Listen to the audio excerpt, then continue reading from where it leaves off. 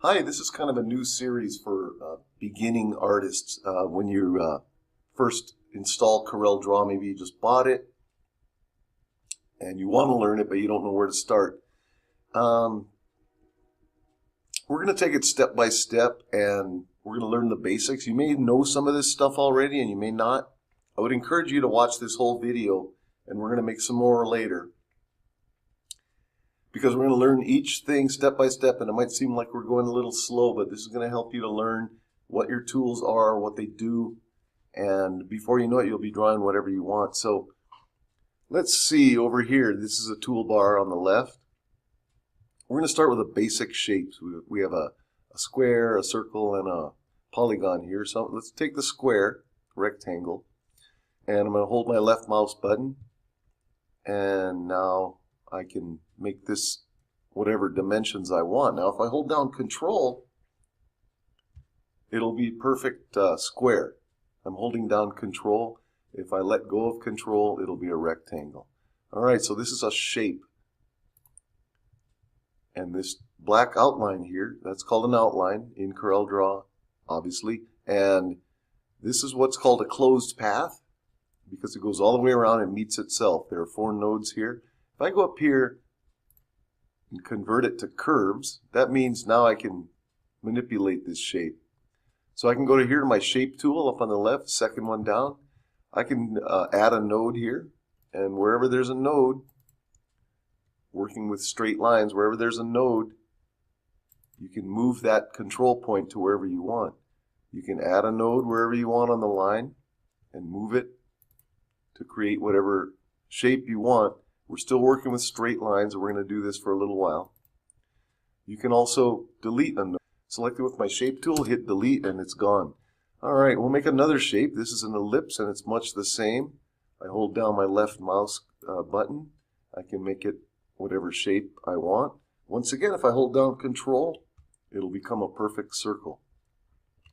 So, I'll do that. It also is a closed path because this line goes all the way around and meets itself. Now, I can, once an object is a closed path, I can come over here to my color palette. I've got my RGB and my CMYK, and I can fill it whatever color I want. And I can fill it whatever color I want. Now the outline, if I go over here to my outline tool, that's this one right here, it looks like a little pen. That opens up my outline menu. There's also a shortcut for this, F12. It'll do the same thing on your keyboard. Alright, now let's see here. I can change the color of my outline, which I'll do that. I'll change that to blue. The style of the line, you can have a solid line, dotted line. There's a few different things you can choose from. Corners we won't worry about right now. And nib shape we won't worry about right now. Behind fill, now that's very important command, and so is scale with image. Let's make this outline substantial. You can go over here to your width and choose whatever you want, or you can do a custom size. You don't have to use points. I recommend that you do. Most designers use points, but there are also other measurements you can use if you like over here. Let's make this 8 points so we can see it. And there we go. Now I'm going to hit F12. That brings that up again with the shape selected. Let's see what behind fill does. Right now this outline is actually appearing on in front of the fill. If I move it to behind the fill, you're only going to see half the outline because the red fill is going to hide the rest of it. So let's see what that does. There. So it's still the same line, but half of it's hidden behind the red. There are different reasons you might want to do one or the other. You'll learn that as we go along. Scale with image. Very important. A lot of artists forget about this one, and then when someone else goes to work on it, they can't figure out why it doesn't look right, if they have to enlarge it or reduce it. If you don't click Scale with Image, this line will remain the same no matter how large or how small you make the object. If you select Scale with Image, there are different reasons, once again, that you do either or the other.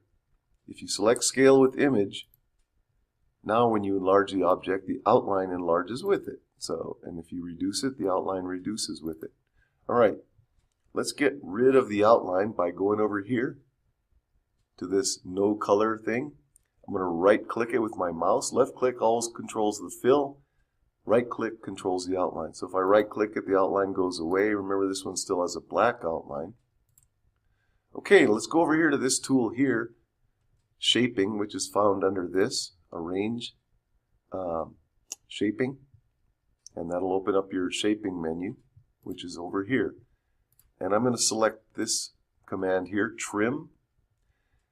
And if I select my red shape and hit Trim, it's going to want to know what I want to trim, and I'm going to trim the green. Okay, now you can see how that works. Trims away the green, and that part is gone. There's another command over here, Weld, which, as you might imagine, does the opposite. Let's move it over here. Let's get all this stuff in the middle here. Okay, select the red, go over here to Weld, and then select the green, and that makes it one object. So this is a single object, and of course a fill can only be one color, so it turns green as well. So you might be thinking at this point, we're still not drawing anything. That doesn't look like a drawing, and it isn't. It's we're just practicing and learning what the tools do. Remember the nodes. We're going to go on to this curve part, get to my shape tool, once again, second from the top. If I select a curve node, you'll see there are different types of curve nodes, a cusp, a smooth, and a symmetrical. We're going to talk about that in the next video, but basically, if we choose a cusp, I can do it much the same as I did with the straight lines, but now they're curves. So these control arrows on my nodes allow me to shape this curve however I want. You can also put your shape tool on the path itself and drag that wherever you want it to go. And just like with the straight lines, you can add and delete nodes as you please. So we're going to leave it there for now because now you know a few different things that you can practice with. I would suggest that what you do before we go on to the next video is practice what you've learned here. Nodes, shapes, paths, outlines, the trim tool, the weld tool, and how to shape an object. If you practice with that and become familiar with it, you're going to be ready to go on to the next step. And I'm probably going to do that video today,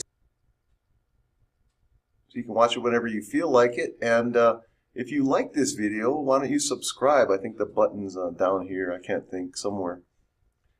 Because I'm going to do a whole series, and I will see you on the next one.